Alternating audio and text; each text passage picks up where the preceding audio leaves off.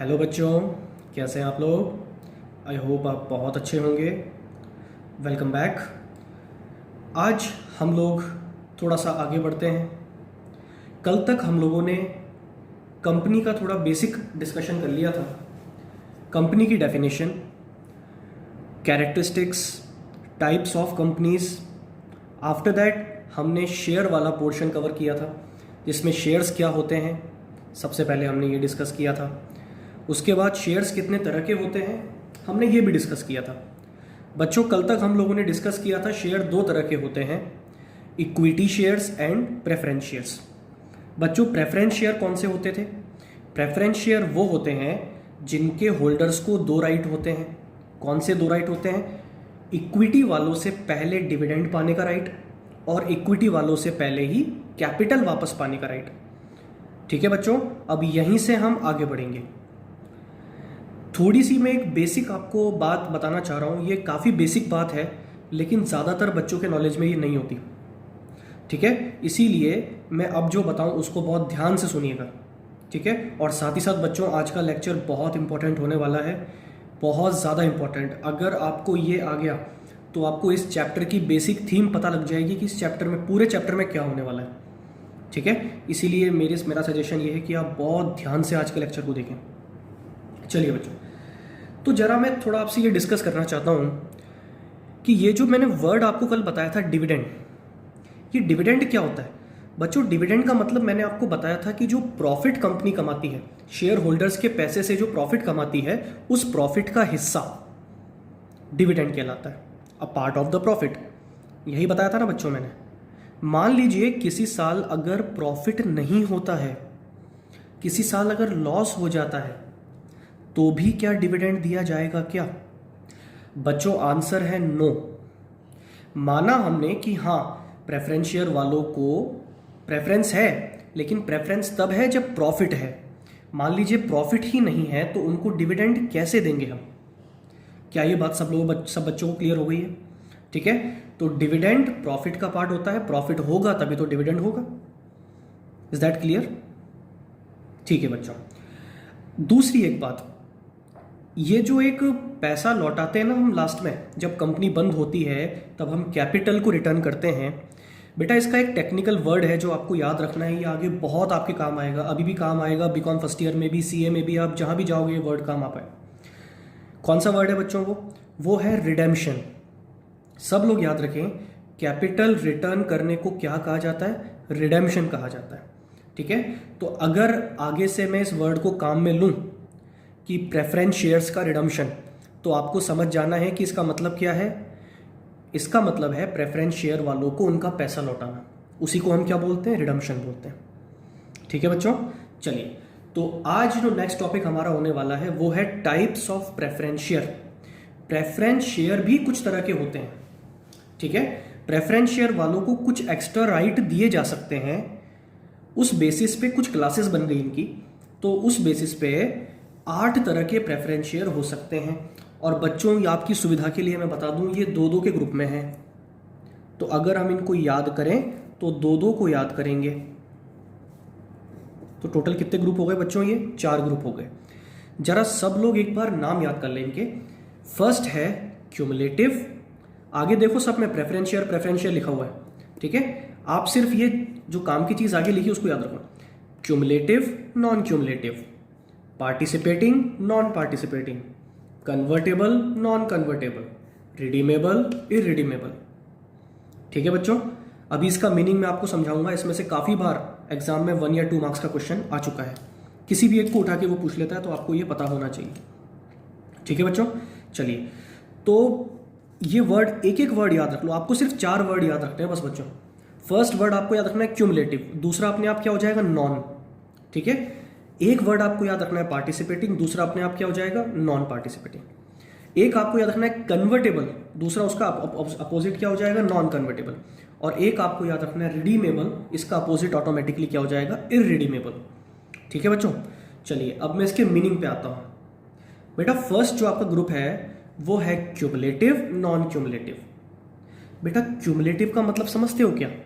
Cumulative का मतलब होता है इकट्ठा होना, एक्यूमुलेट हो जाना, इकट्ठा हो जाना। तो क्यूमुलेटिव प्रेफरेंस शेयर कौन से प्रेफरेंस शेयर है बच्चों? ये वो प्रेफरेंस शेयर हैं अगर किसी साल कंपनी को प्रॉफिट नहीं होता है। ध्यान से सुनिएगा, अगर किसी साल कंपनी को प्रॉफिट नहीं होता है तो जाहिर सी बात है उस साल प्रेफरेंस शेयर वालों को डिविडेंड नहीं दिया जा सकता। Is that clear? लेकिन अगले साल तो प्रॉफिट होगा, अरे कभी ना कभी तो होगा। जब भी प्रॉफिट होगा तब क्या वो पिछला वाला जो डिविडेंड था जो आप पहले नहीं दे पाए थे लॉस की वजह से, क्या वो आपको देना पड़ेगा क्या फ्यूचर में? अगर मैं आपसे बोलूं आउटस्टैंडिंग जो डिविडेंड है जो आप नहीं दे पाए क्योंकि आपको लॉस हो गया, क्या वो आपको आगे देना पड़ेगा क्या? अगर आपका आंसर है हाँ, तो वो प्रेफरेंस शेयर कौन सा है? Cumulative preference share. ऐसे प्रेफरेंस शेयर जिन पर अगर किसी साल आप डिविडेंड का पेमेंट नहीं करते हो तो वो डिविडेंड इकट्ठा हो जाता है और जब आगे कभी आपको प्रॉफिट होता है तो आपको वो पे करना पड़ता है। क्या ये बात सबको क्लियर है? ठीक है, अब दूसरा वाला मुझे बताने की जरूरत ही नहीं है, ऑटोमेटिकली आप समझ जाओगे। नॉन क्यूमुलेटिव, इसका मतलब क्या है? ऐसे प्रेफरेंस शेयर जिन पे डिविडेंड क्यूमुलेट नहीं होता, इकट्ठा नहीं होता। मान लीजिए इस साल मुझे प्रॉफिट नहीं हुआ तो कंपनी इस साल आपको डिविडेंड नहीं देगी और इस साल का डिविडेंड आपका लैप्स हो जाएगा, वो आगे भी कभी नहीं मिलेगा आपको, वो लैप्स हो गया। लेकिन अगर आगे मिलना होगा तो फिर वो प्रेफरेंस शेयर क्या कहलाएंगे? Cumulative preference share. क्यूमुलेटिव जिसमें इकट्ठा हो जाता है, नॉन क्यूमुलेटिव जिसमें इकट्ठा नहीं होता। ठीक है बच्चों, आगे बढ़ते हैं। Next, participating preference shares. अब ये पार्टिसिपेटिंग क्या है? इस वर्ड का मतलब क्या है बेटा? पार्टिसिपेटिंग का मतलब है पार्टिसिपेट करना। यहां पे क्या मैनेजमेंट की बात हो रही है क्या? नहीं नहीं नहीं नहीं, ये वर्ड पे कभी भी गलत फहमी मत जाना। यहां पे बात हो रही है कि एक कंपनी को जब प्रॉफिट होता है उस प्रॉफिट में से सबसे पहले डिविडेंड दिया जाता है किसको? प्रेफरेंस शेयर वालों को। उसके बाद डिविडेंड दिया जाता है इक्विटी शेयर वालों को। और अगर इक्विटी शेयर वालों को देने के बाद भी कुछ डिविडेंड बच जाता है, कुछ प्रॉफिट बच जाता है, तो उस प्रॉफिट में भी अगर इन प्रेफरेंस शेयर वालों का राइट हो लेने का तो उनको बोलते हैं पार्टिसिपेटिंग प्रेफरेंस शेयर। बच्चों में रिपीट कर रहा हूं, सबसे पहले प्रॉफिट में से किसको दिया जाता है? प्रेफरेंस शेयर वालों को। उसके बाद इक्विटी। उसके बाद भी अगर प्रॉफिट बच जाए और उसमें भी अगर इनको पार्ट लेने का राइट हो, पार्टिसिपेट करने का राइट हो, तो उसको क्या बोलते हैं? Participating preference share. ठीक है बच्चों, लेकिन दूसरा ऑटोमेटिकली आपको समझ में आ जाएगा। नॉन पार्टिसिपेटिंग मतलब वो प्रेफरेंस शेयर जिनको एक बार डिविडेंड मिल गया, बस उसके अलावा नहीं मिलेगा। जो फिक्स रेट से आपको डिविडेंड मिल चुका है वो फाइनल है, उसके बाद आपको नहीं मिलेगा। क्या ये बात बच्चों आपको क्लियर है? कंफर्म? ठीक है। Fifth, convertible, non convertible. अब ये कन्वर्टेबल है, नॉन कन्वर्टेबल क्या है, जरा समझिए ध्यान से। ऐसे प्रेफरेंस शेयर जिनके होल्डर्स को ये राइट है कि वो फ्यूचर में इन प्रेफरेंस शेयर को इक्विटी शेयर में कन्वर्ट कर सकते हैं। मान लीजिए अभी तो मैं डरपोक किस्म का हूं और मैंने प्रेफरेंस शेयर खरीदे हैं, लेकिन आगे जाके मेरा मन बदलता है कि यार नहीं नहीं, तो कंपनी आपको ऑप्शन अगर देती हो कि आप ऐसा कीजिए, आप अपने प्रेफरेंस शेयर को कन्वर्ट करवा लीजिए किसमें? इक्विटी शेयर में, और आप बन सकते हैं इक्विटी शेयर होल्डर। तो अगर प्रेफरेंस शेयर को कन्वर्ट किया जा सके, ऐसे अगर प्रेफरेंस शेयर हो तो उनको बोलते हैं कन्वर्टेबल, जिनको कन्वर्ट किया जा सके फ्यूचर में। और ऐसे प्रेफरेंस शेयर जिनको कन्वर्ट नहीं किया जा सके, आपने प्रेफरेंस शेयर लिए हैं वो प्रेफरेंस ही रहेंगे, आप उनको इक्विटी में कन्वर्ट नहीं कर सकते, तो वो प्रेफरेंस शेयर कौन से होते हैं? Non convertible preference share. ठीक है बच्चों, इज दैट क्लियर? नेक्स्ट जो ग्रुप है आपका वो है रिडीमेबल एंड इररिडीमेबल। ये जो रिडीमेबल वर्ड है ना बेटा, ये किससे बना है? ये बना है रिडेम्पशन से। किससे बना है? रिडेम्पशन। और रिडेम्पशन का मतलब मैंने आपको बताया, मूल जो आपका पैसा है, कैपिटल मनी, वो शेयर होल्डर्स को वापस करना। एक कंपनी जब शेयर होल्डर्स को पैसा वापस करती है। अच्छा मुझे आंसर दीजिए, एक कंपनी शेयर होल्डर्स को पैसा कब वापस करती है? दो कंडीशंस में वापस करती है। या तो कंपनी का काम पूरा हो जाए और कंपनी पैसा लौटाना चाह रही हो, या फिर कंपनी बंद हो जाए। क्या ये बात सबको क्लियर है? बेटा कुछ प्रेफरेंस शेयर ऐसे होते हैं जिनको इशू करते टाइम, ध्यान से सुनिएगा, कुछ प्रेफरेंस शेयर ऐसे होते हैं जिनको इशू करते टाइम, पब्लिक को देते टाइम ये बता दिया जाता है कि इतने साल के बाद हम आपको पैसा लौटा देंगे, रिडम्पशन कर देंगे। वो कौन से होते हैं? रिडीमेबल प्रेफरेंस शेयर, जिनका रिडम्पशन होना है और एक फिक्स टाइम पीरियड के बाद होना है। वो कौन से होते हैं? रिडीमेबल। सेकंड क्या है बेटा? इररिडीमेबल। क्या इस वर्ड का मतलब मैं ये निकालूं जिनका पैसा कभी लौटाया ही नहीं जाएगा, इररिडीमेबल, रिडम्पशन ही नहीं होगा? नहीं नहीं नहीं नहीं, ये वर्ड गलत इंटरप्रेट करता है। आप इस वर्ड पे मत जाइए। इसका मतलब ये है पैसा तो लौटाया जाएगा, लेकिन सिर्फ कब? सिर्फ जब कंपनी बंद होगी तब। अब मान लो कंपनी 20 साल बाद बंद हुई तो वो 20 साल बाद, बात समझ में आ गई? और अगर कंपनी 2 साल बाद बंद होगी तो 2 साल बाद। लेकिन ये प्रेफरेंस शेयर वो हैं जिनका रिडम्पशन तो होगा, लेकिन कब होगा? जब कंपनी वाइंड अप होगी, कंपनी बंद होगी, तब होगा। लेकिन रिडीमेबल कैसे हैं? इनका रिडम्पशन होगा लेकिन कुछ टाइम के बाद, और वो कंपनी पहले ही बता देती है। क्या ये बात सबको क्लियर है बच्चों? जल्दी से मैं एक बार ब्रीफ इंट्रोडक्शन वापस दे रहा हूं उसका। Cumulative, non cumulative. अगर किसी साल डिविडेंड नहीं दे पाए तो वो इकट्ठा होता जाए तो उसको तो बोलते हैं क्यूमुलेटिव। लेकिन अगर आप इकट्ठा नहीं कर रहे हो, वो हैंड टू हैंड ही क्या हो जा रहा है? लैप्स हो जा रहा है, तो वो कैसे? Non cumulative. पार्टिसिपेटिंग, प्रेफरेंस वालों को डिविडेंड देने के बाद, इक्विटी वालों को देने के बाद जो प्रॉफिट बचता है उसमें अगर प्रॉफिट लेने का इनको राइट है तो वो प्रेफरेंस शेयर कौन से होते हैं? पार्टिसिपेटिंग। और इनको जो सबसे पहले मिलता है बस अगर वही मिलता है, सरप्लस प्रॉफिट में पार्टिसिपेट करने का राइट नहीं हो तो वो कौन से होते हैं? Non participating. ठीक है। Fifth convertible and sixth non convertible. अगर आप उसको इक्विटी शेयर में कन्वर्ट करवा सकते हो तो कन्वर्टेबल, अगर आप नहीं करवा सकते हो देन नॉन कन्वर्टेबल। ठीक है। रिडीमेबल, जिसका रिडम्पशन एक फिक्स टाइम के बाद हो जाएगा। इरिडीमेबल, जिसका रिडम्पशन एक फिक्स टाइम के बाद नहीं, कब होगा? कंपनी बंद होते टाइम होगा। क्या ये बात सब बच्चों को क्लियर है? ठीक है। सब लोग इनके नाम याद रखें और इनकी थीम याद रखें कि इसमें होता क्या है। आप चाहें तो अपने अंदाज में इनको लिख भी सकते हैं। ठीक है। चलिए आगे बढ़ते हैं बच्चों। हम अब नेक्स्ट आते हैं procedure for issue of shares. इस टॉपिक में बच्चों हमें क्या पढ़ना है? अभी तक हम लोगों ने ये देख लिया शेयर क्या होते हैं, लेकिन कंपनी जो शेयर्स को इशू करती है वो काम होता कैसे है वो हमें यहां समझना है। और बेटा अगर आप ध्यान से देखोगे तो यही हमारा चैप्टर भी है। हमारे चैप्टर का नाम है इशू ऑफ शेयर्स। ठीक है। तो अब जो आप पढ़ने वाले हो विद इन नेक्स्ट 50 मिनट्स, याद रखना ये बहुत काम की चीज़ है। अगर आपने ये ध्यान से समझ लिया तो आपको ये चैप्टर बहुत अच्छे से आ जाएगा। ठीक है बच्चों। चलिए, procedure for issue of share. Shares को इशू करने का प्रोसीजर क्या है, इस पे हम आते हैं और इस पे जरा हम स्टेप बाय स्टेप अप्रोच लेते हैं।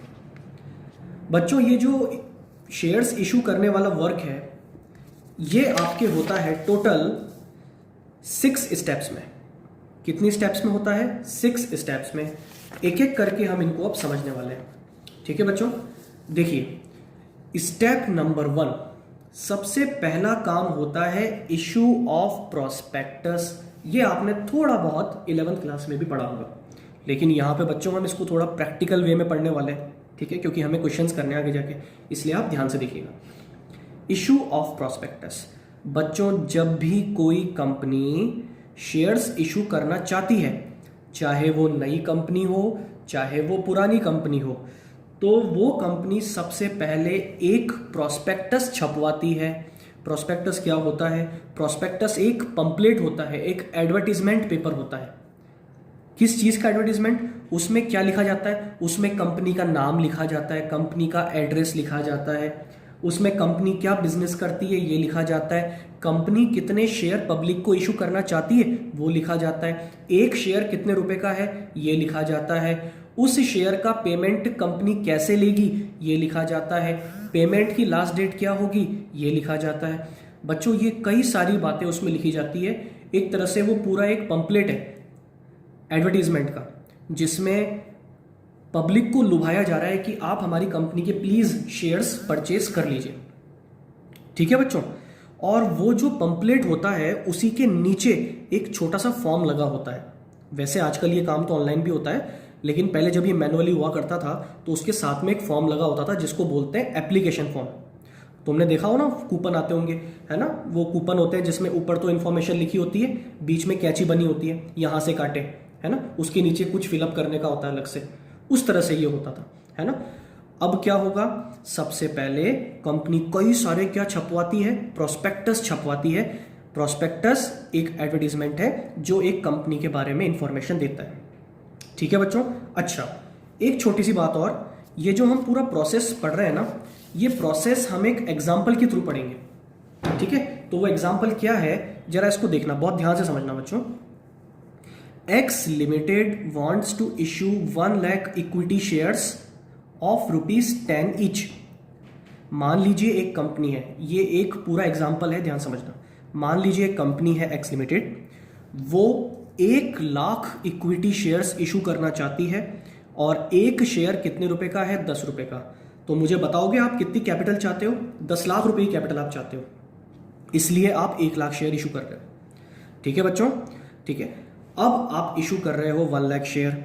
इन 1 लाख शेयर को इशू करने के लिए आपने क्या छपवाए हैं, प्रोस्पेक्टस छपवाए हैं, जिसमें क्या लिखा है कि एक्स लिमिटेड है, जिसका कार्यालय दिल्ली में है, जो अपने इतने शेयर इशू करना चाहती है, एक इतने रुपए का होगा, लास्ट डेट ये होगी, इशू बंद हो जाएगा इस तारीख को, आपको सिर्फ यहाँ तक ही एप्लीकेशन देनी है।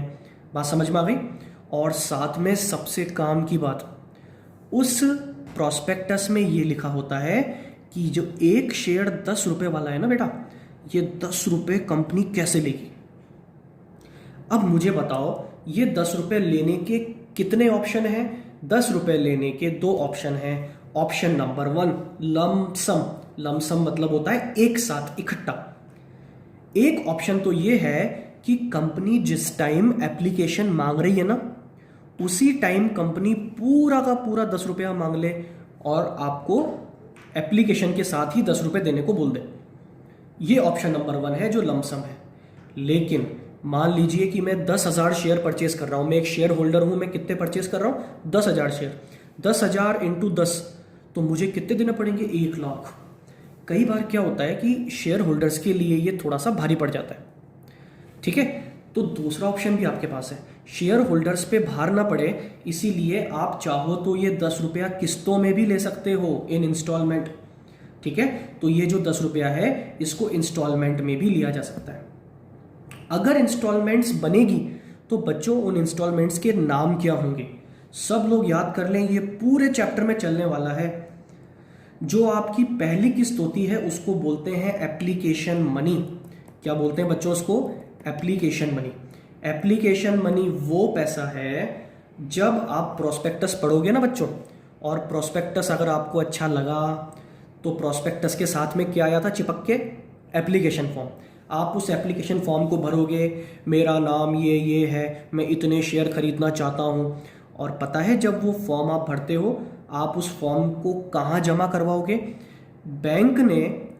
कंपनी ने अपने बैंक की डिटेल्स भी आपको लगा के दी है साथ में। ठीक है, प्रोस्पेक्टस में और क्या लिखा होता है, कंपनी की बैंक डिटेल्स। मान लीजिए कंपनी का बैंक क्या है, स्टेट बैंक ऑफ इंडिया।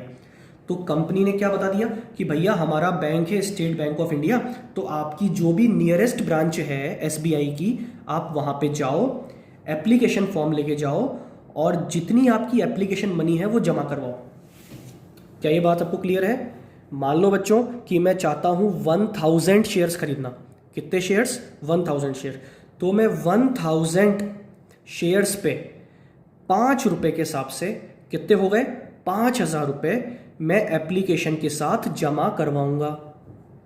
ठीक है, तो ये पहली किस्त है और ये आपको किस टाइम देनी पड़ती है, नाम से ही पढ़ लो, एप्लीकेशन मनी। जब आप एप्लीकेशन फॉर्म भरते हो और उसको जमा करवाते हो, आपको ये पैसा तभी कंपनी को देना पड़ता है। क्या ये बात सबको क्लियर है। ठीक है, अच्छा, फिर एप्लीकेशन मनी के बाद नेक्स्ट आपकी जो किस्त आती है वो कब आती है, नेक्स्ट आपकी जो किस्त आती है वो आपकी आएगी थोड़ी सी लेट। उसको बोलते हैं अलॉटमेंट मनी। बच्चों ये हम पढ़ेंगे स्टेप नंबर 3 में। स्टेप नंबर 3 में हम इसको पढ़ेंगे कि ये किस टाइम मांगी जाती है ना। और याद रखना कि पहली किस्त का नाम एप्लीकेशन मनी, दूसरी किस्त का नाम अलॉटमेंट मनी। नाम से पता लग रहा है अलॉटमेंट, जब आपको शेयर मिलेंगे ना, जब आपको शेयर अलॉट होंगे ना, अलॉटमेंट समझते हो, अलॉट होना, देना, जब आपको शेयर दिए जाएंगे ना उस टाइम ये 2 रुपया मांगा जाएगा आपसे। ठीक है, 5 रुपये कब मांग लिए इन्होंने? एप्लीकेशन के साथ। 2 रुपये कब मांग लिए? जब इन्होंने शेयर आपको दिए उस टाइम मांग लिए। अभी तक कितने मांग लिए? 7 रुपये। अब एप्लीकेशन और अलॉटमेंट, इसके अलावा जो भी पैसा हो, आगे कितनी भी किस्तें हो, चाहे 1 हो, चाहे 2 हो, चाहे 3 हो, कितनी भी हो, बेटा उनको कहा जाता है कॉल्स। क्या कहा जाता है? कॉल। तो मान लीजिए मैंने यहाँ पे एग्जांपल ही ले रहा हूँ मैं, तो मैंने 2 कॉल बना दी इसकी।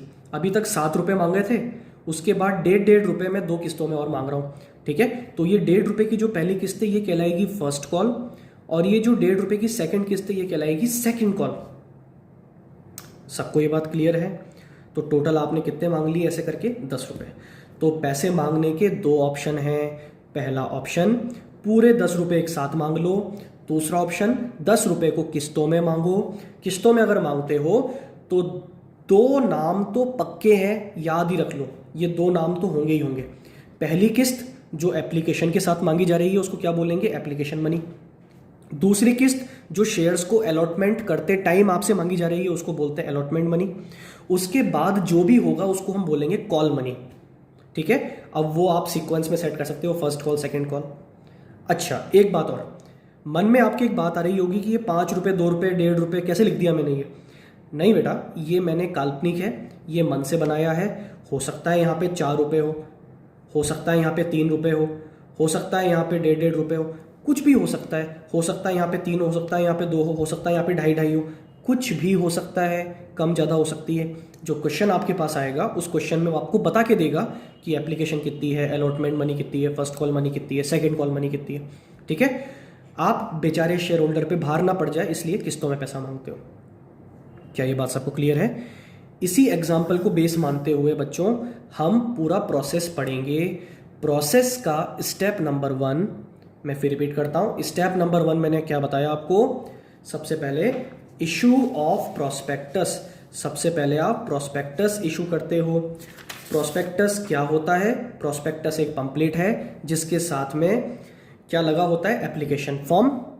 प्रोस्पेक्टस को आप पढ़िए, कंपनी की डिटेल्स को पढ़िए। अगर आप इंटरेस्टेड हैं तो साथ में जो एप्लीकेशन फॉर्म है उस एप्लीकेशन फॉर्म को भरिए और उसको कंपनी के बैंक में जाके जमा करा दीजिए। बात समझ में आ गई? अब बेटा आगे बढ़ते हैं। देखो अब क्या हुआ होगा कि पूरे इंडिया में जहाँ जहाँ पे एसबीआई है ना, वो एसबीआई की हर ब्रांच में क्या आई होगी? एप्लीकेशंस आई होगी और साथ में मनी आई होगी। तो बैंक क्या करता है? वो सारी एप्लीकेशन मनी को इकट्ठा करके कंपनी के पास भेज देता है। मान लीजिए कंपनी का हेड ऑफिस कहाँ पे है? दिल्ली में। तो सबको इकट्ठा किया और कहाँ भेज दिया? दिल्ली में भेज दिया। अच्छा, वैसे आजकल पूरा काम ऑनलाइन होता है, लेकिन फिर भी जो ट्रेडिशनल एक तरीका है वो मैं आपको बता रहा हूँ। ठीक है, कि पहले ऐसा हुआ करता था। ठीक है, तो सारी एप्लीकेशन इकट्ठी की और कहाँ भेज दिया उसको? हमने कंपनी के पास भेज दिया। और पैसा तो खैर बैंक डायरेक्ट कंपनी के अकाउंट में डाल ही देता है। तो जितनी एप्लीकेशन मनी आई होगी वो कंपनी ने बैंक के अकाउंट में डाल दी। ठीक है, आगे बढ़ते हैं बच्चों। इसके बाद क्या हुआ? जब एप्लीकेशंस कंपनी के पास आई तो 2 चीजें आई बच्चों। एक तो एप्लीकेशंस आई और साथ में कंपनी के पास क्या आई? Application money. तो स्टेप नंबर 2 क्या है? Applications received along with application money. ठीक है, कंपनी ने क्या रिसीव की? एप्लीकेशंस, और साथ में एप्लीकेशन मनी भी कंपनी के पास आ गई। जो एग्जाम्पल हम ले रहे हैं उस एग्जाम्पल के हिसाब से 5 रुपए के हिसाब से। क्या ये बात सबको क्लियर है? ठीक है, अच्छा बेटा जरा सोच के देखो, बहुत ध्यान से सोच के मुझे बताओ, आप कितने शेयर इशू कर रहे हो? आप शेयर इशू कर रहे हो 1 लाख। एप्लीकेशन क्या फिक्स 1 लाख ही आएगी क्या? क्या ऐसा नहीं हो सकता क्या कि कम ज़्यादा आ जाए? बिल्कुल हो सकता है। अरे सर ये भी तो हो सकता है कि 1 लाख शेयर को खरीदने के लिए 2 लाख शेयर्स के लिए एप्लीकेशन आ जाए। क्या ये हो सकता है? हाँ बिल्कुल हो सकता है। जैसे बहुत नामी कंपनीज होती है ना, जैसे रिलायंस इंडस्ट्रीज है। अब मान लीजिए कभी रिलायंस के शेयर्स आते हैं तो लोगों में भागम भाग लग जाती है, बोले रिलायंस के शेयर आए, फटाफट फटाफट खरीदो। तो भले 100 शेयर आए हो, लेकिन पता है कितने लोग एप्लीकेशन करते हैं? कितने शेयर्स को खरीदने के लिए रिलायंस के पास एप्लीकेशन आती है? 1 लाख शेयर्स को खरीदने के लिए रिलायंस के पास एप्लीकेशन आती है। ठीक है, ये एग्जांपल मैंने आपको दिया कि एप्लीकेशन ज़्यादा आ सकती है। अच्छा उल्टा करूँ तो, मान लो कंपनी एकदम नई नई है, एकदम न्यू कंपनी है, और वो जो न्यू कंपनी है उसको कोई जानता नहीं है, लोग पैसा लगाने से डर रहे हैं। तो मान लो 1 लाख एप्लीकेशन तो नहीं आई, उससे भी कम आई। ठीक है, ये भी हो सकता है क्या? हाँ बिल्कुल हो सकता है। और सर क्या ऐसा भी हो सकता है कि फिक्स 1 लाख आ जाए, 1 लाख शेयर्स को खरीदने के लिए ही लोग अप्लाइड कर दें? हाँ ये भी हो सकता है। तो बेटा यहाँ पे 3 केस बनते हैं, सब लोग बहुत ध्यान से देखना। ये जो एप्लीकेशंस कंपनी को मिली है ना, कंपनी के सारे एम्प्लॉयज़ बैठ जाते हैं उनको गिनने के लिए, देखते देखे कितनी एप्लीकेशन आई है। जैसे मंदिर में गुल्लक खुलती है ना, तो 5-6 लोग बैठ जाते हैं ना गुल्लक के सिक्के और चिल्लर गिनने के लिए। ऐसे कंपनी में क्या है, 3-4 लोग बैठ जाते हैं, चलो यार एप्लीकेशन गिनते हैं कितनी आई। तो एप्लीकेशन जब गिनी जाती है तो 3 केस बन सकते हैं बच्चों। ठीक है, 3 केस मतलब क्या? या तो एप्लीकेशन बिल्कुल फिक्स जितने शेयर आपके इशू हो रहे हैं उतने के लिए आई है, 1 लाख शेयर के बदले में एप्लीकेशन भी कितने आ गई? 1 लाख शेयर के लिए आ गई। या फिर हो सकता है कम के लिए आ जाए, या हो सकता है ज़्यादा के लिए भी आ जाए। बच्चों यहीं से 3 केस बनते हैं। उससे पहले एक वर्ड आपको याद रखना है, ये जो एप्लीकेशंस रिसीव्ड है ना, इसको सब्सक्रिप्शन भी कहा जाता है। हम बोलते हैं ना हम सब्सक्राइब कर रहे हैं, है ना। मान लीजिए कि नेटफ्लिक्स है, अब नेटफ्लिक्स पे आप सब्सक्राइब करते हो, तो सब्सक्राइब करने का मतलब क्या होता है कि आपने उनको एप्लीकेशन दी है कि आप मुझे अपना मेंबर बना लीजिए, तो उसी को सब्सक्रिप्शन भी कहते हैं। बात समझ में आ गई बच्चों? तो ये सब्सक्रिप्शन भी कहा जाता है। तो सब्सक्रिप्शन 3 तरह का हो सकता है बच्चों। पहला होता है फुल सब्सक्रिप्शन। फुल सब्सक्रिप्शन का मतलब है जितने शेयर्स आप इशू करना चाह रहे हो, लोगों ने मांगे भी उतने ही है, एकदम फिक्स, है ना। तो देखो एप्लीकेशन रिसीव्ड कितने के लिए हुई? 1 लाख के लिए। मैं इशू करना चाह रहा था 1 लाख और लोगों ने मांगी भी कितने? 1 लाख। दूसरा अंडर सब्सक्रिप्शन। अंडर सब्सक्रिप्शन का मतलब कि मैं चाह तो रहा था कि 1 लाख शेयर मेरे बिक जाएं, लेकिन लोगों ने 1 लाख शेयर के लिए एप्लीकेशन नहीं दी, लोगों ने कम एप्लीकेशन दी है, लोग इंटरेस्टेड ही नहीं है।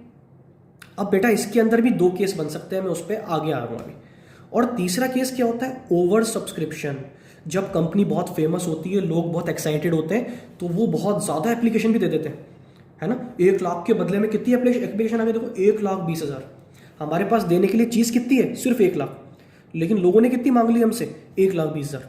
इसको क्या बोलते हैं? Over subscription. Full, under, over. ठीक है, चलिए अब ये जो अंडर सब्सक्रिप्शन है इस पे मैं थोड़ा डिटेल में आता हूं। अंडर सब्सक्रिप्शन में भी बेटा 2 केस बनते हैं। कितने शेयर इशू करना चाह रहे हो आप? 1 लाख। बेटा इसमें 2 केस आपके ये बनते हैं। एक कंडीशन होती है, सबको याद रखनी है, कई बार इसका 1 मार्क्स का क्वेश्चन आया हुआ है, वो होती है मिनिमम सब्सक्रिप्शन। क्या कंडीशन होती है बच्चों? Minimum subscription. अब ये मिनिमम सब्सक्रिप्शन क्या होता है, सब लोग याद कर ले मेरे साथ। एक कंपनी के लिए ये मैंडेटरी है, कंपलसरी है, कानून ने बोला है कि अगर आप शेयर इशू करना चाहते हो, अगर आप शेयर इशू करना चाहते हो तो कम से कम 90% के बराबर एप्लीकेशंस आनी ही चाहिए आपके पास, आनी ही चाहिए। वर्ड्स पे ध्यान देना। मैं कितने शेयर यहां इशू करना चाह रहा हूं? 1 लाख। 1 लाख का 90% कितना होता है बेटा? 90,000। ये 90,000 एक पॉइंट है, याद रखना। 90,000 को हम कहेंगे मिनिमम सब्सक्रिप्शन। कम से कम 90,000 के बराबर एप्लीकेशन आनी ही चाहिए। 91 आ जाए, 92 आ जाए, 95 आ जाए, 99 आ जाए, रहेगा तो वो अंडर सब्सक्रिप्शन ही बेटा। कम तो है, 1 लाख से तो कम है। लेकिन वहां पे एक शर्त पूरी हो रही है। उस शर्त का नाम क्या है? Minimum subscription. मिनिमम सब्सक्रिप्शन की शर्त यह बोलती है कि कोई भी कंपनी शेयर्स इशू तभी कर सकती है जब उसके पास एप्लीकेशंस कम से कम कितनी आई हो? 90% के बराबर आई हो। ठीक है, तो इसीलिए मैंने यहां दो कंडीशन बनाई है बच्चों। 90% या उससे ज्यादा अगर आ रही है तब क्या होगा, और अगर 90% से कम हो जाए और ये कंडीशन पूरी ना हो, मिनिमम सब्सक्रिप्शन की शर्त पूरी अगर ना हो, तो क्या होगा? ठीक है, तो ध्यान से देखना। अगर मिनिमम सब्सक्रिप्शन की शर्त पूरी नहीं होती है, मतलब बिलो 90% एप्लीकेशन जो आई है, मान लो, इमेजिन कर लो कि कितनी आई है? 85,000 है, तो ये अंडर सब्सक्रिप्शन। लेकिन अंडर में भी ये केस कौन सा है जिसमें ये शर्त पूरी नहीं हो रही? क्या कॉन्सिक्वेंसेस होंगे इसके? इसका परिणाम क्या होगा बच्चों? इसका रिजल्ट ये होगा, आप शेयर्स इशू नहीं कर सकते। क्या ये बात सबको क्लियर है? आपको अपना इशू कैंसिल करना होगा। पढ़ के देखो, condition of minimum subscription not fulfilled. Minimum subscription की कंडीशन पूरी नहीं हुई, और जब ये कंडीशन पूरी नहीं होती तो कानून ने कहा है कि अगर 90% के बराबर एप्लीकेशंस नहीं आती है ना बच्चों, तो कंपनी को क्या करना होगा? कंपनी को वो इशू कैंसिल करना होगा। अब इशू कैंसिल करने का मतलब क्या है कि कंपनी इनको शेयर नहीं दे सकती।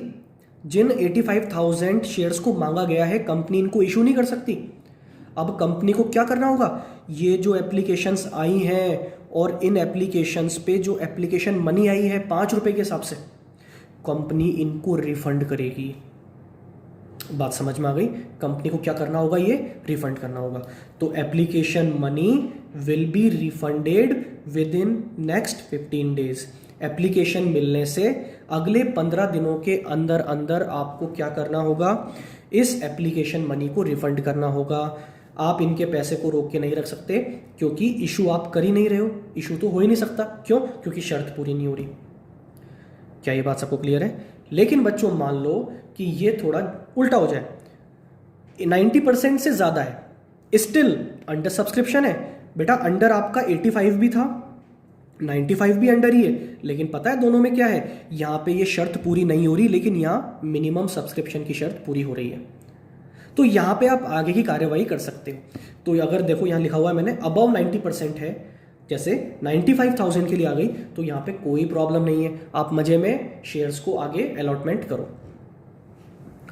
क्या ये बात सब बच्चों को समझ में आ गई है? क्लियर है? मैं फिर बोलता हूं, स्टेप नंबर 2 क्या है?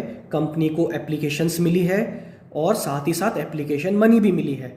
अच्छा, एप्लीकेशन मनी दो तरह से मिल सकती है, या तो पूरी एक साथ या फिर किस्तों में। और किस्तों में जो पहली किस्त आएगी सिर्फ वो मिलेगी। यहाँ पे ये बात ध्यान रखना, जो पहली किस्त होगी सिर्फ वो मिली होगी आपको।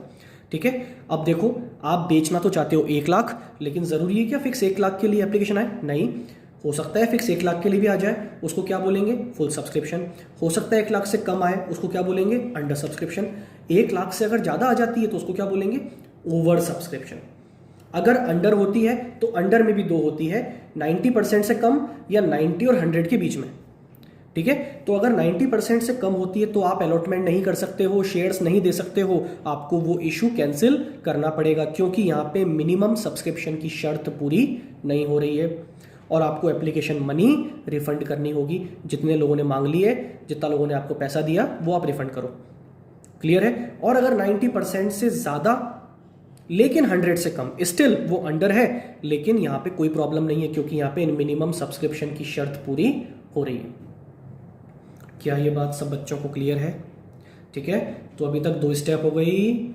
आपने पंपलेट दिखा दिए लोगों को कि शेयर खरीद लो, लोगों ने एप्लीकेशन भी दे दी। एप्लीकेशन 3 तरह से आ सकती है, इन तीनों में से कोई एक चीज होगी बच्चों कंपनी के लिए।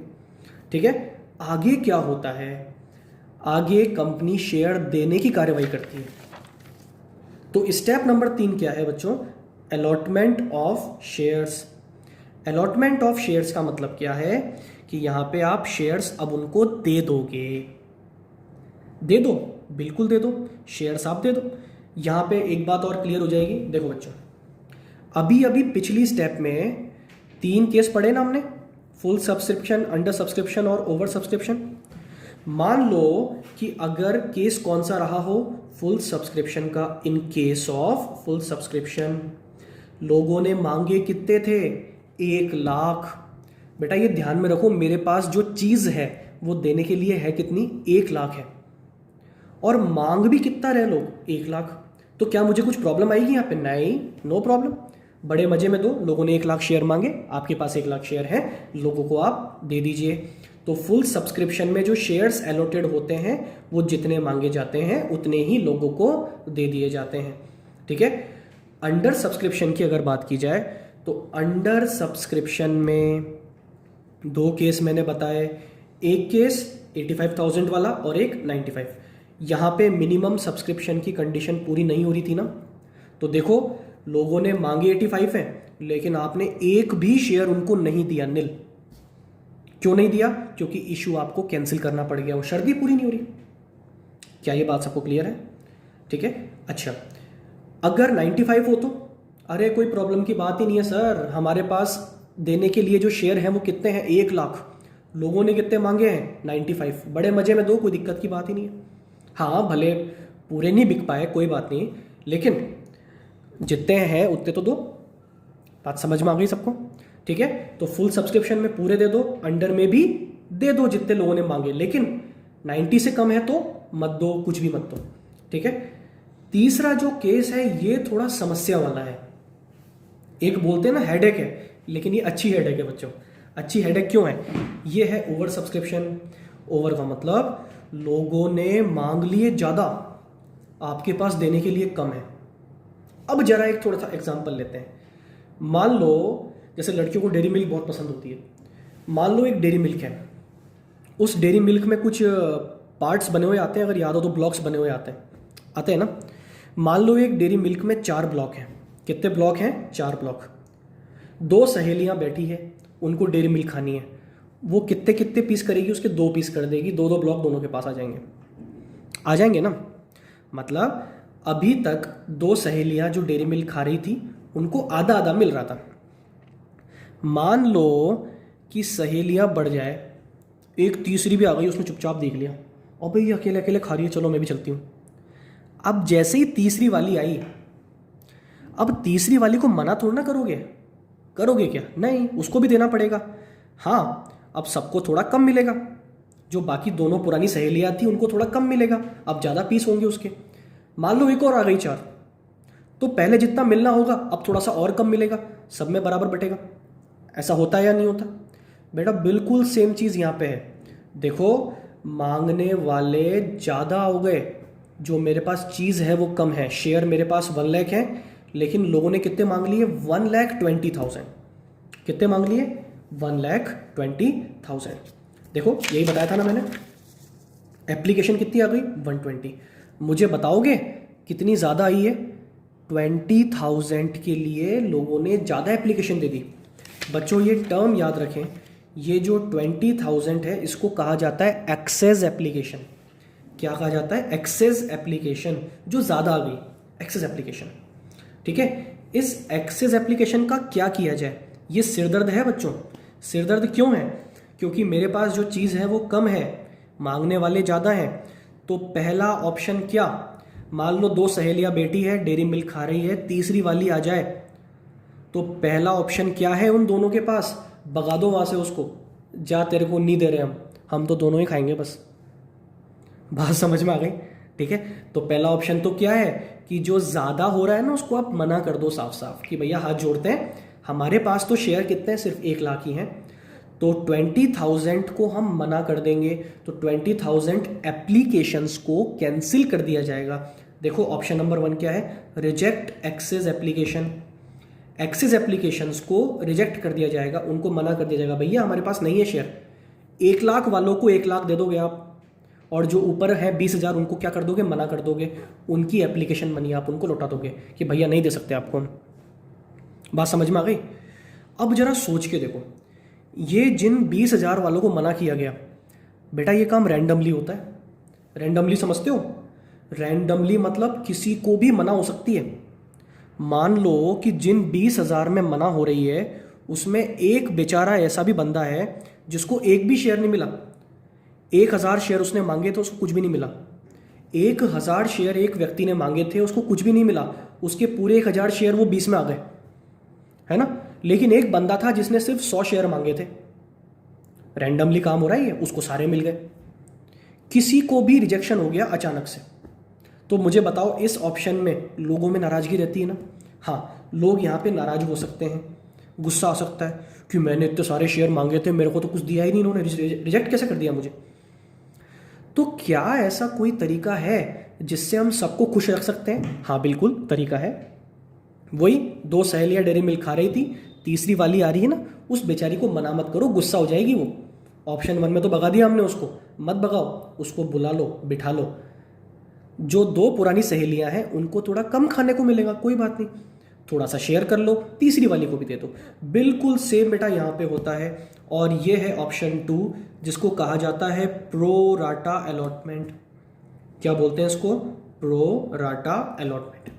प्रो राटा अलॉटमेंट में क्या होता है, रिजेक्ट किसी को भी नहीं किया जा रहा, सबको शेयर मिल रहे हैं, सबको। जिसने 1,000 मांगे थे उसको भी शेयर मिलेंगे, जिसने 100 मांगे थे उसको भी मिलेंगे। अब तुम बोलोगे सर ऐसे कैसे कैसे मिल जाएंगे सबको, हमारे पास तो शेयर 1,00,000 ही हैं। हाँ तो बेटा उसी पे तो आ रहा हूं, आपके पास शेयर कम है, लोगों ने ज्यादा मांगा है ना। मना किसी को मत करो, सबको शेयर दो, लेकिन जिसने जितने मांगे उतने मत दो, थोड़े कम दो। क्या ये बात समझ में आ गई? जितने शेयर मांगे गए हैं उतने मत दो, थोड़े कम दो, ठीक है। मान लो किसी ने 1,000 शेयर मांगे थे, उसको आप 600 दे दो। किसी ने 100 शेयर मांगे, उसको 60 ही दे दो। किसी ने 200 मांगे थे, उसको 120 दे दो। बात समझ में आ गई? ऐसे करके सबको दे दो, लेकिन पूरे किसी को मत दो। बात समझ में आ गई? इससे पता है फायदा क्या होगा? नाराज कोई भी नहीं होगा, सबको शेयर मिल जाएंगे।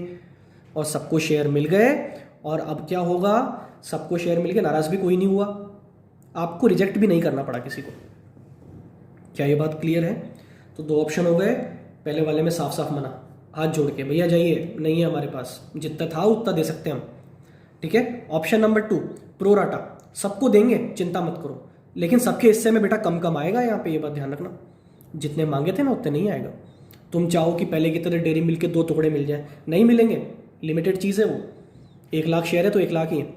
और तीसरा ऑप्शन, जॉब एप्लीकेशंस बेटा बहुत ही ज़्यादा आ जाती है, भर भर के, मतलब कि ये मान के चलो बम्पर एप्लीकेशंस आ गई, तो फिर वहाँ पे आप ना तो रिजेक्ट कर सकते कंप्लीटली, ना ही आप सबको प्रोरेटा कर सकते।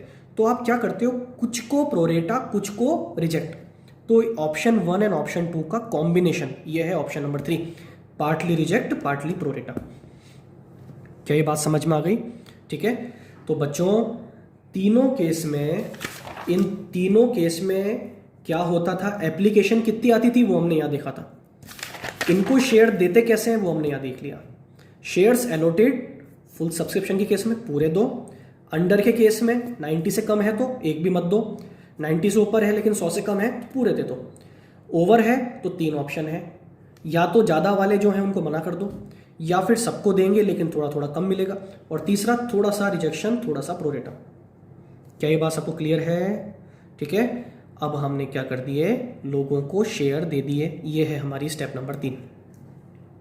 आगे बढ़ते हैं बच्चों, लोगों को आपने शेयर दिए, इस बारे में आप उनको इंफॉर्मेशन भी तो दोगे ना, उनको आप इंफॉर्मेशन भी दोगे, है ना, उनको बताओगे भी सही कि भैया हमने आपको शेयर दे दिए और इतने दिए हैं। क्लियर है बात?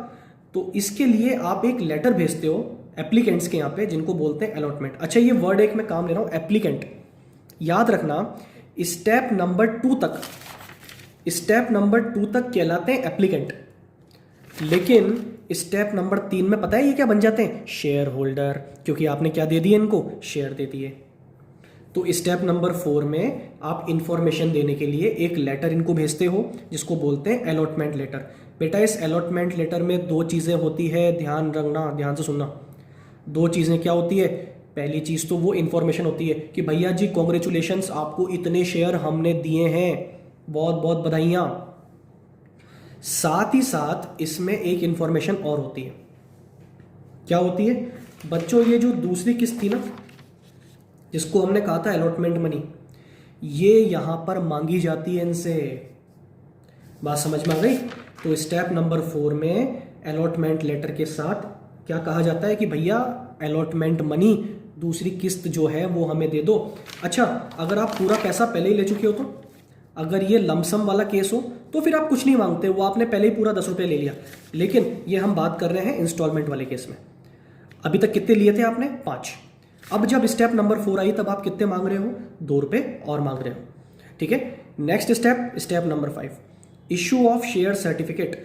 जब लोग अलॉटमेंट का पैसा भी आपको दे देते हैं तब आप श्योर हो जाते हो कि लोग बड़े अच्छे हैं, पैसा हमें देंगे और हम इनको शेयर दे दें। तो अब आप क्या करते हो? एक सर्टिफिकेट देते हो जिसको बोलते हैं शेयर सर्टिफिकेट। बेटा सोच के देखो कि मान लो मैं एक शेयर होल्डर हूं, कोई मेरे पास आ जाए कि दिखाओ भैया आपके शेयर दिखाओ, कहाँ है शेयर आपके पास? आपके पास जो 1000 शेयर है वो मुझे दिखाओ। तो शेयर कोई चीज़ है क्या? कैसे दिखाऊं मैं? जेब से निकाल के दिखाऊं क्या? या फिर कोई ब्लॉक्स आते हैं इनको दिखाऊं मैं? या डेयरी मिल्क के कोई बोले ये शेयर है देख लो? नहीं, शेयर जो होता है वो शेयर सर्टिफिकेट के फॉर्म में होता है। तो कंपनी क्या देती है आपको? शेयर सर्टिफिकेट देती है। उसमें लिखा होता है कि हम Mister A, Mister B, Mister C, जो भी आपका नाम है, इनको इतने शेयर का मालिक बनाते हैं। क्या ये बात सबको क्लियर है? ये आपका मालिकाना हक बताता है शेयर सर्टिफिकेट। ठीक है। अच्छा, कभी बच्चों आप फ्यूचर में अपने शेयर किसी को ट्रांसफर करते हो ना, कल हमने पढ़ा था शेयर्स में क्या होती है? ट्रांसफरेबिलिटी। जब आप अपने शेयर्स किसी और को देते हो, ट्रांसफर करते हो, तो ये शेयर सर्टिफिकेट भी नया इशू होता है। जो दूसरा बंदा है, कंपनी उसको नया शेयर सर्टिफिकेट देती है कि पहले वो मालिक था, अब आप मालिक हो। क्या ये बात सबको समझ में आ गई? और बच्चों इसके बाद अगली स्टेप, टू मेक कॉल्स। अगर आप पैसा किस्तों में मांग रहे हो तो अभी भी कुछ पैसा बाकी है। अभी तक तो आपने 2 ही किस्तें मांगी है। एप्लीकेशन के साथ आया था एप्लीकेशन का पैसा, और जब अलॉटमेंट लेटर आपने भेजा तब आपने मांगा क्या? Allotment money. अभी भी कुछ किस्तें बाकी है, वो 1 भी हो सकती है, 2 भी हो सकती है, 3 भी हो सकती है, कितनी भी हो सकती है। वो आपको अब मांगनी है और लोगों से लेनी है। यहाँ पे हमारे शेयर इशू करने का प्रोसेस फिनिश होता है। बच्चों कितनी स्टेप हो गई? जल्दी रिवाइज करें। इशू ऑफ प्रोस्पेक्टस, पहले लोगों को उकसाया जाता है, ले लो भैया शेयर। ठीक है, फिर लोग ले लेते हैं, एप्लीकेशन दे देते हैं, एप्लीकेशन मनी भी दे देते हैं। 3 केस यहाँ बन सकते हैं। लोग फिक्स एप्लीकेशन दें, लोग कम एप्लीकेशन दें, लोग ज़्यादा एप्लीकेशन दें। कम देते हैं तो उसमें भी 2 बन सकते हैं, 90% से भी कम और 100 से कम लेकिन 90 ज़्यादा। ठीक है, अगर 90 से कम रहता है तो वहाँ पे कौन सी शर्त टूट रही है? मिनिमम सब्सक्रिप्शन की शर्त टूट रही है। ठीक है, वो पूरी नहीं हो रही। और जब भी ये शर्त पूरी नहीं होती, आप शेयर्स इशू नहीं कर सकते हो। आपको अपना इशू क्या करना होगा? कैंसिल करना होगा। और जिन लोगों ने एप्लीकेशन मनी दी थी, आपको उनको पैसा लौटाना पड़ेगा। इस केस में 85,000 × 5 जितना बनता है। ठीक है, और अगर 95 है फिर तो कोई प्रॉब्लम ही नहीं है। 90% से ऊपर होने पर कोई इशू नहीं है।